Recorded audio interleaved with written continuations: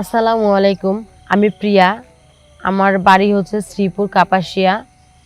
তো আমি অনেক দরিদ্র ঘরের একটা মেয়ে। আমার বয়স 20 বছর। আমার বামে ডানে কেউ নাই। আমি অনেক এতিম একটা মেয়ে। আমার বাবা আমাকে অনেক কষ্ট করে আমাকে মানুষ করছে। তো আমার বাবা তো কৃষকের কাজ করতো। তো এক বজ্রপাতে আমার বাবার মৃত্যু হয়। তো আমার মাও হঠাৎ করে চলে যায়। তখন থেকে আমি একবারে একা, আমার কেউ ছিল না।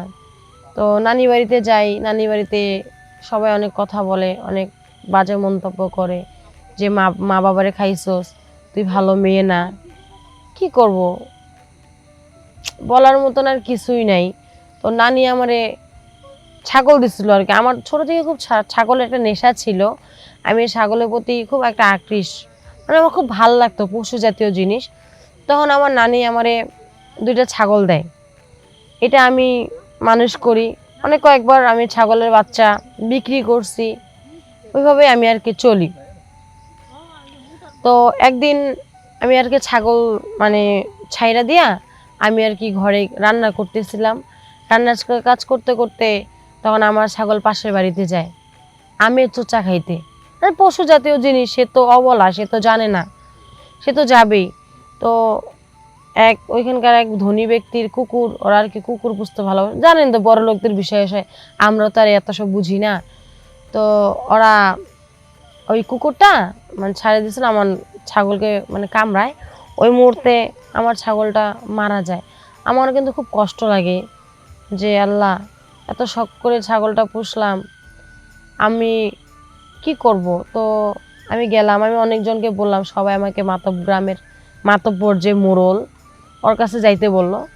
পরে আমি গেলাম, মাতব্বরকে বললাম। তো মাতব্বর অনেকক্ষণ চুপ থাকলো, সব কিছু শুনলো।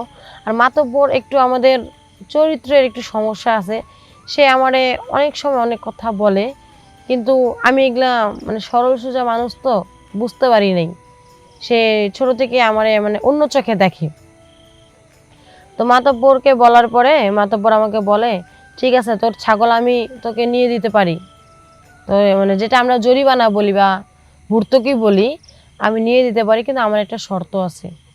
তা আমি তো সরল সোজা, তা আমি বললাম কি, ঠিক আছে মাতব্বর সাহেব, আপনি যা শর্ত দিবেন আমি তাই মানে নিব। তো এরকম করতে করতে এক কথা দুই কথা সে আমারে বললো কি যে ঠিক আছে, তুই যদি তো ছাগল নিতে চাস তাহলে আমার সাথে 1 রাত থাকতে হবে। আমার মাথায় আকাশ ভাঙে পড়লো। আমি এই মুখ কিভাবে মানুষকে দেখাবো, এই কথা যদি মানুষ যদি জানে, কিভাবে মানুষকে দেখাবো। আমার মাথা কাজ করে না। কিন্তু আমার ছাগলটা অনেক শখের ছাগল। তো লাস্ট পর্যন্ত আমি বাধ্য হইলাম। আর 5টা মানুষকে বলবো, আমার উপরে আঙ্গুল তুলবে। তো এইভাবেই চলতে থাকে। সে অনেকভাবে আমারে ইয়ে করে। তো আমি মাতব্বরকে বললাম যে মাতব্বর সাহেব, আজকে আমার কেউ নাই দেখা আপনি আমার দুর্বলতার সুযোগ নিলেন। তো ঠিক আছে, আল্লাহ আপনার এই বিচার করবে। এইভাবেই আমার দিন কাটতে লাগলো অনেক কষ্টে। আমি ঠিক মতো পড়াশোনাও করতে পারিনি। আমার খুব ইচ্ছে ছিল যে আমি পড়াশোনা করব, মানুষের মতো মানুষ হব, ডাক্তার হব। আমি গরিব দুঃখী মানুষদের সেবা যত্ন করব। কিন্তু কি করবেন, গরিব মানুষ। আজকে যদি আমি একটা ভালো ঘরে যদি জন্ম নিতাম, দেখতেন আজকে আমাকে ওই মাতব্বরও এই কথাটা বলার সাহস হইতো না, আমাকে সবসময় সম্মান করত। তো আমার গ্রামের বোনেরা, তোমাদের উদ্দেশ্যে একটা কথা বলি। দেখা যায় যে তোমাদের গ্রামের চেয়ারম্যান মেম্বার আরও প্রভাবশালী ব্যক্তিরা, যারা আমাদের মতন বা আমার মতন গরিব অসহায় যারা আছো, তোমাদেরকে অনেকভাবে বিব্রত করে, অনেকভাবে অনেক কথা বলে, তোমাদেরকে ইমোশনালভাবে ইয়ে করে, মানে কথা বলে, হিটমারে কথা বলে, ট্রিট করে। ঠিক আছে, তো তোমাদেরকে বলি বোনেরা, তোমরা এগুলা থেকে সাবধানে থাকো। তোমাদেরকে যদি কোনো কথা বলে, তোমরা প্রতিবাদ জানাবা, তোমরা দুর্বল হবা না।